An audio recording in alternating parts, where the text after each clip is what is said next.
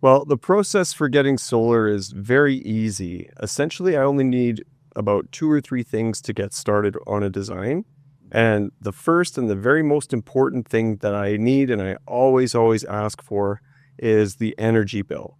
And the energy bill will show me exactly how much power your house has used in the last 12 months.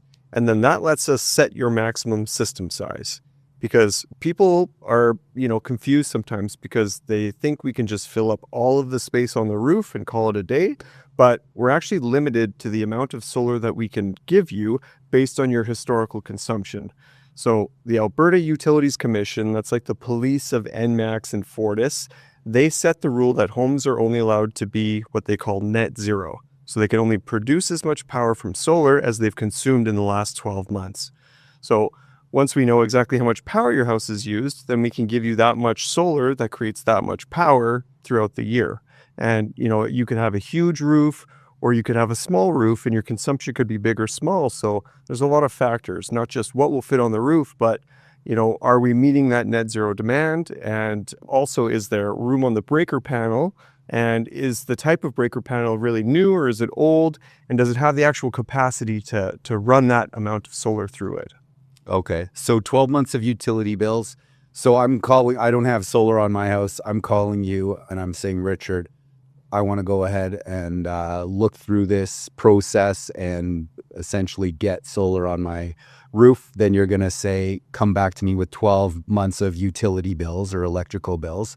And then what else do you need to get going on a quote or get going on the process for someone? So to be honest, it's just mainly two things. One is your most recent energy bill. Yeah. And the second would be just a simple photo of your breaker panel and maybe some sub panels if you've got one in the garage or, the other part of your house. But realistically, with that most recent energy bill, there's a little bar graph on there where I can extrapolate the 12 months of data. So people don't have to dig up all 12 months and, send me all their tax returns and crap like that. So it's super easy. And, I take a little screenshot of that bar graph. I've got a program that can read everything, and then I kind of compare everything just to make sure that the numbers look accurate.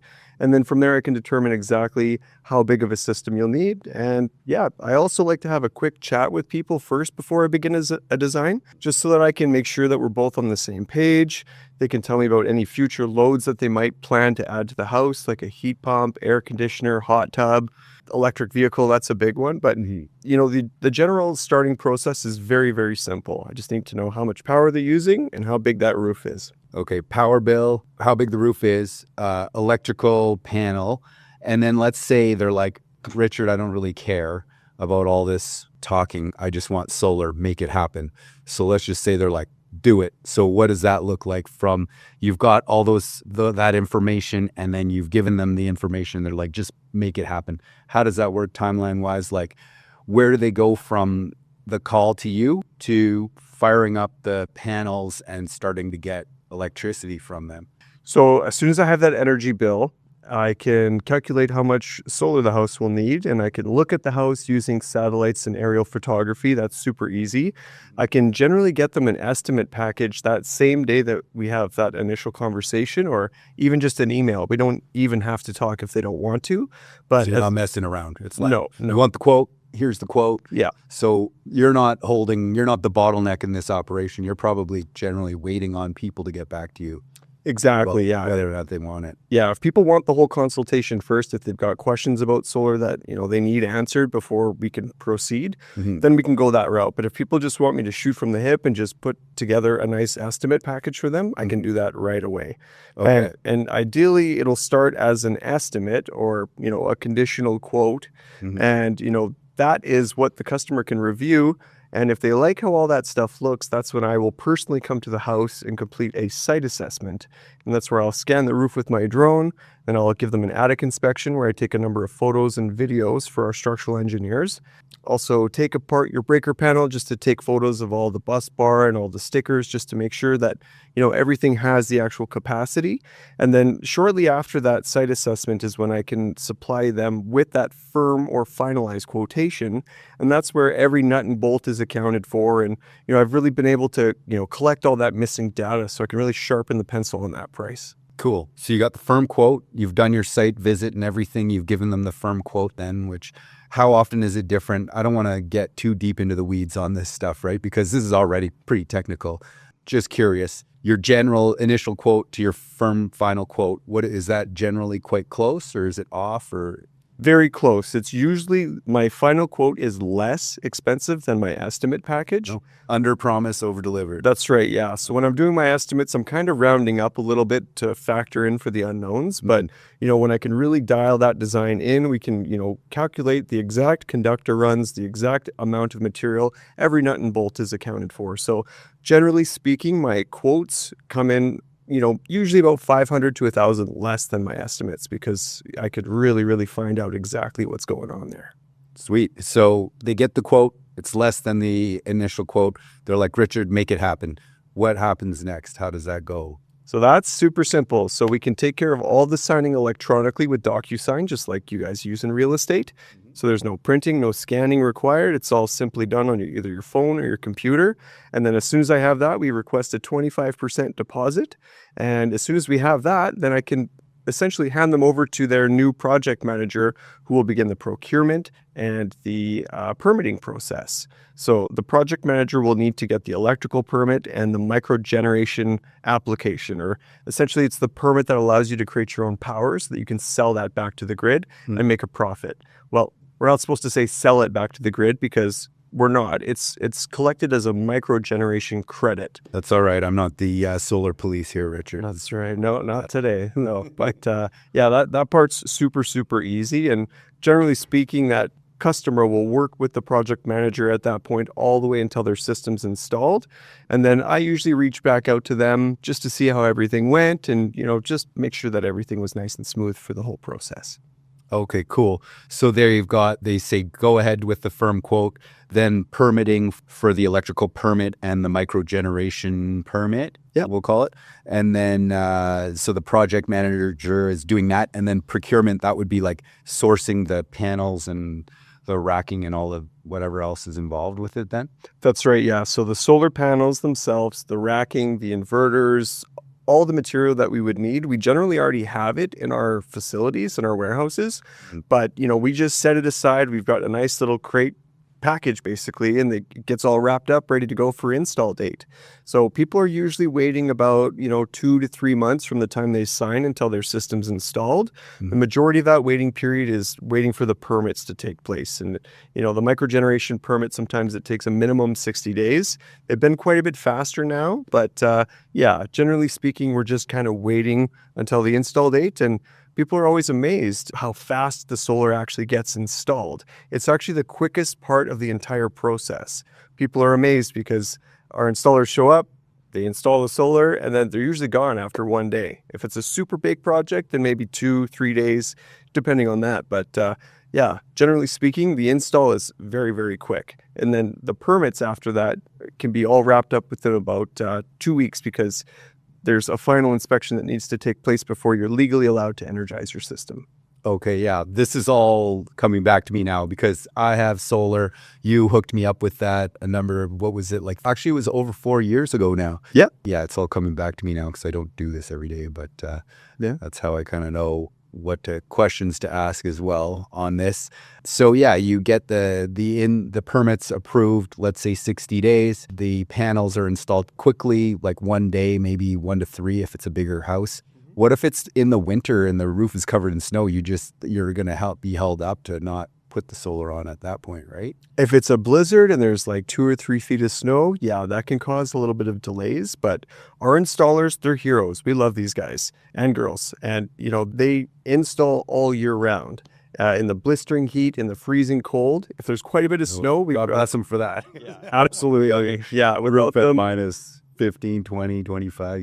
Yeah. Like if it's super, super cold, like, minus 45, we're not going to make them go up or anything like that. They've got the full ability to say, no, I'm not going out. But they do, and it's incredible the work that they do in any type of heat or cold situations. If there is a lot of snow and stuff like that, we've got specialized brooms for asphalt shingle roofs and metal roofs and stuff like that. Well, actually, in metal roofs we can't install in the winter, but with asphalt roofs we just kind of brush the snow off, wait for the sun to hit it a little bit so that it can kind of melt and it's not too slippery. And we've got cool technology called pitch hoppers that's almost like Velcro, so they can put that on the side of the roof and they can actually stand on it. I couldn't believe it. I wouldn't do it, but they do it, and it's pretty crazy. Cool. That's bringing up some other questions, but we'll save that for the Q&A kind of speed round there. So it's installed in a day, and then we're waiting on permits to energize it. I remember that process because I was calling you, and I'm like, bro, when can I flip the switch? Yeah. Like, it's right there. I went to my panel, and I'm like, my finger was shaking. I think I was like, I really want to do it, but I wasn't allowed, so I didn't do it. That's right. But I wanted to. So then you got to get the city to give the final green light. Yeah. And then that's around the final step. Obviously, you got to pay off the balance of the system as well, but that's got to be probably pretty close to the end of the process for them, right? That's right. So after your inspection's passed, they're going to put a green sticker out by your meter base, and that means you're good to go. And then you get to flip that switch, and it's actually pretty unclimactic because there's no moving parts or anything. I know. I took a video of it, but it really would have been like flick, and then that was it. I could probably do it right now, and then just reenacting it. Yes, and it's good because there's no fireworks or sparks going off. That means we've done a good job. Working? Yeah. But go check the meter because it's that bi-directional meter, right? So you can see, like, if it's on a sunny day, you're like,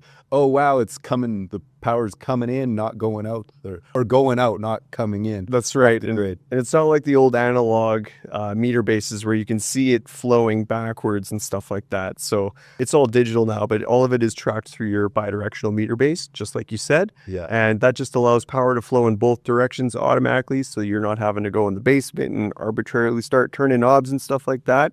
And you can see the arrows too, right? It's like going out or coming in. At least on mine, I think I'll have to have another look. That's right. Yeah. So it'll show you on there. But realistically, when you open that power bill and you start seeing that they owe you money, there's no better feeling. It's true. Yeah. I remember the first one I got, so I was with a different provider. I was with NMAX, but there's another provider. I don't know if you have a few, so maybe I won't say it. But anyways, I switched over to the provider that you recommended. The first time I opened a bill, I was like, oh, okay, well, it's 100 and whatever. So I paid it. And then the next month, the bill was almost double. And I was like, what's going on? And then I realized the amount was in parentheses. So it was a negative balance. I'd never seen that on a bill before. So I paid it the first time because I didn't know. And then it was like building up credit. So yeah, it is a good feeling to not have that. Everybody hates it when I talk about my power bill because they're like, my bill's so high. I'm like, yeah, I'm riding a credit right now. It's November and I'm still riding a credit. So no one wants to hear about that if they're not bought into the solar. I think that's about it then, right? Yeah. Was there anything else you wanted to add about the process? That's pretty much it from start to finish.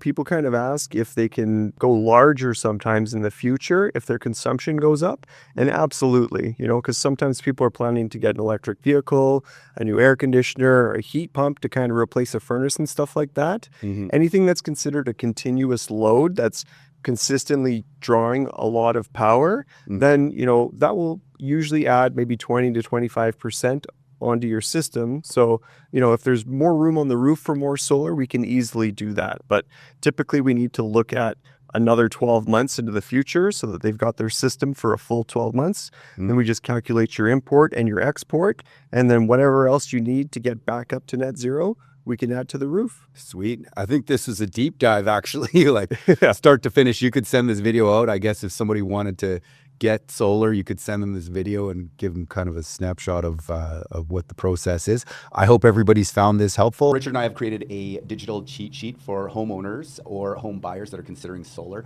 It's some things you'll want to consider when you're evaluating whether or not it's right for you. So you can download that. The link is down in the description and the pinned comment below. And if you'd like to talk about solar further with Richard, he would be happy to speak with you and dig right into the details on if solar is the right thing for you. Absolutely. And it's a super easy process. A lot of the stuff that we need to know isn't really rocket science. It's just, if you've got good direction, you've got good tilt, not a lot of trees, not a lot of shade, that can really make a big difference on whether the home is appropriate for solar or not. So you can kind of run through it relatively quickly. It's not like a in-depth, really time-intensive thing. You could give someone an answer pretty quick then. Absolutely, yeah. Probably within 5 to 10 minutes, I can determine if a property's got good solar exposure, and if not, then we can have that conversation at that point. Cool. All right. Thanks, Rich. Yeah, no problem.